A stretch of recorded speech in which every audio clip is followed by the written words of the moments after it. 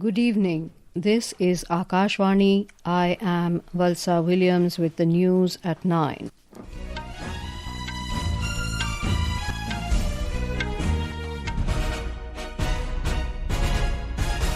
The headlines. Counting of votes for Bihar Assembly Elections to take place tomorrow. Election Commission makes elaborate security arrangements at counting centres. President Droupadi Murmu calls upon Indian diaspora to keep contributing to India-Botswana relations. Association of Indian Universities suspends Al-Falah University membership, citing lack of good standing. Defence Ministry inks agreement with Bharat Dynamics Limited to procure INVAR Anti-Tank Missiles to enhance firepower of T-90 tanks. Calcutta High Court disqualifies political leader Mukul Roy from West Bengal Legislative Assembly under the Anti-defection law. Minimum temperature to plunge by 2 to 3 degrees Celsius over northeast India. Air quality in Delhi-NCR continues in severe category. And in men's cricket, India to lock horns with South Africa in the first test at Eden Gardens in Kolkata tomorrow.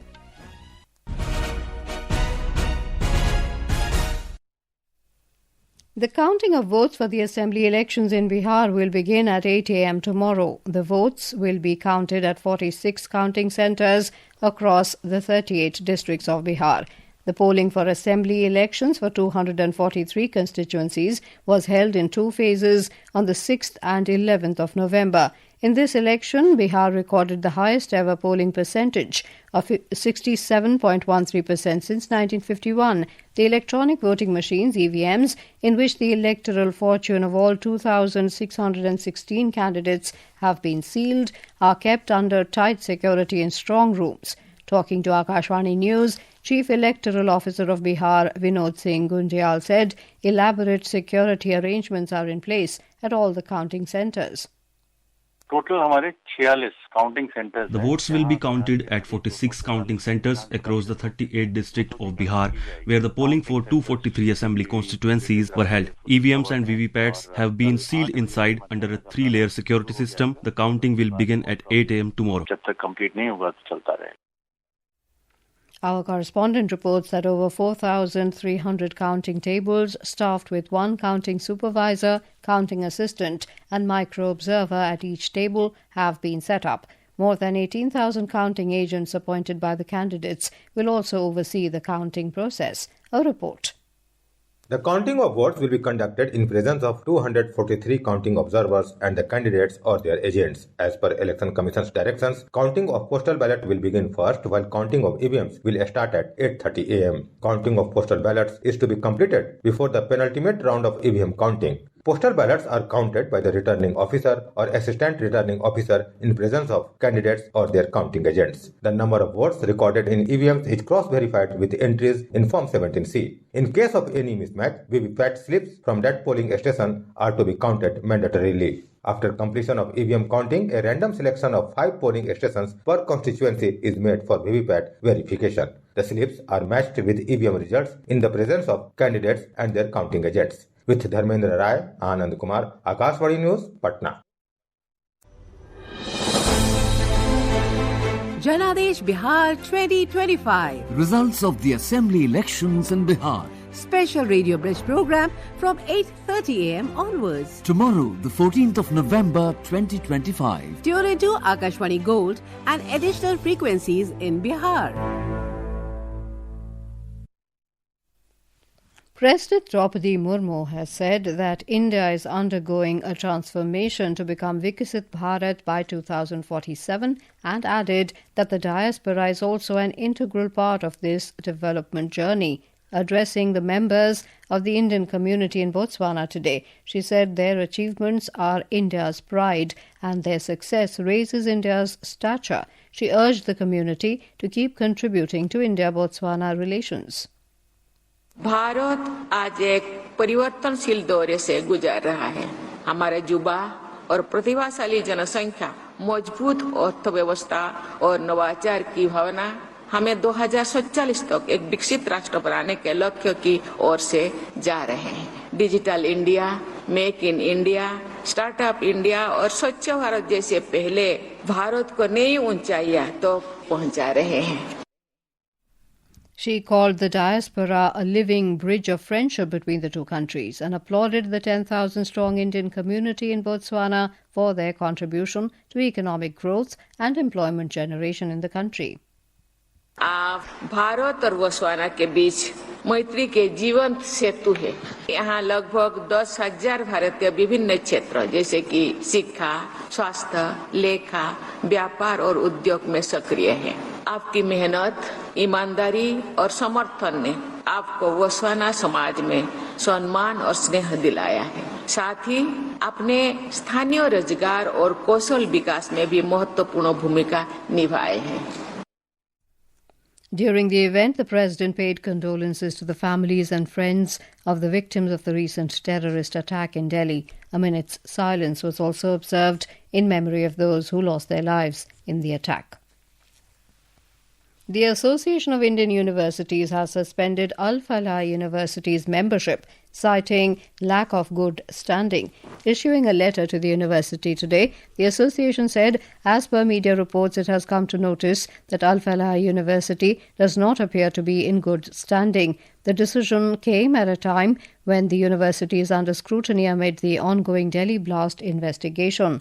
Earlier, the National Assessment and Accreditation Council also issued a show-cause notice to Al-Falah University in Faridabad for displaying false accreditation on its website. The notice stated that the Al-Falah University is neither accredited nor volunteered for Cycle 1 for assessment and accreditation. It said the university publicly displayed on its website that it is an endeavour of Al-Falah Charitable Trust, which has been running 3 colleges on the campus. The council said this information is absolutely wrong and misleading the public, especially parents, students and stakeholders.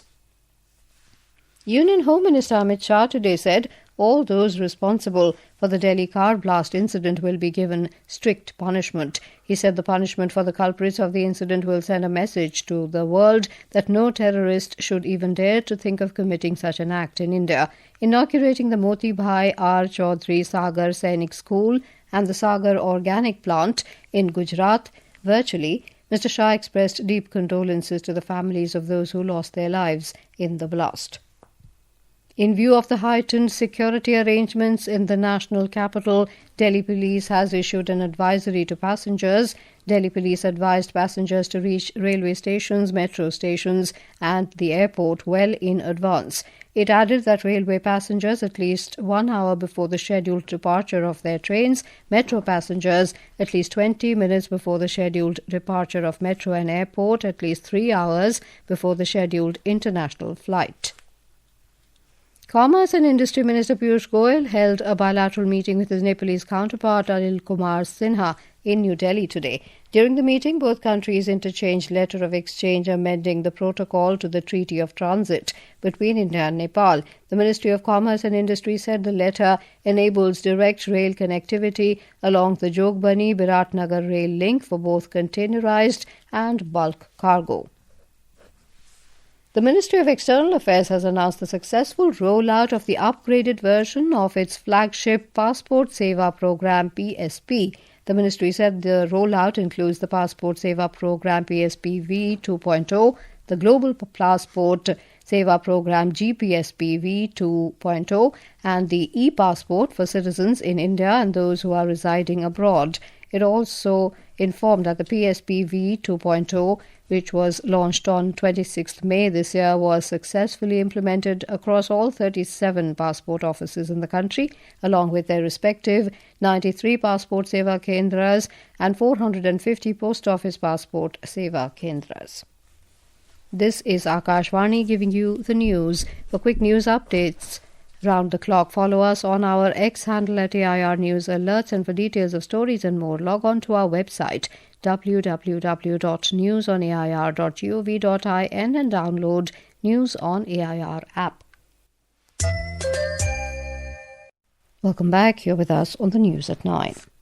The Ministry of Defence has inked an agreement with Bharat Dynamics Limited for the procurement of INVAR Anti-Tank Missiles worth over 2,095 crore rupees to enhance lethality of T-90 tanks. The ministry said procurement underscores the government's efforts to meet the operational requirements of the Indian Army by leveraging the existing expertise of defence public sector undertakings. It is also aimed at developing niche technologies by domestic industries in line with the vision of achieving Atmanirbharta in defence. The contract was signed under the Buy Indian category by senior officials of the Ministry of Defence and representatives of BDL in the presence of Defence Secretary Rajesh Kumar Singh in New Delhi today.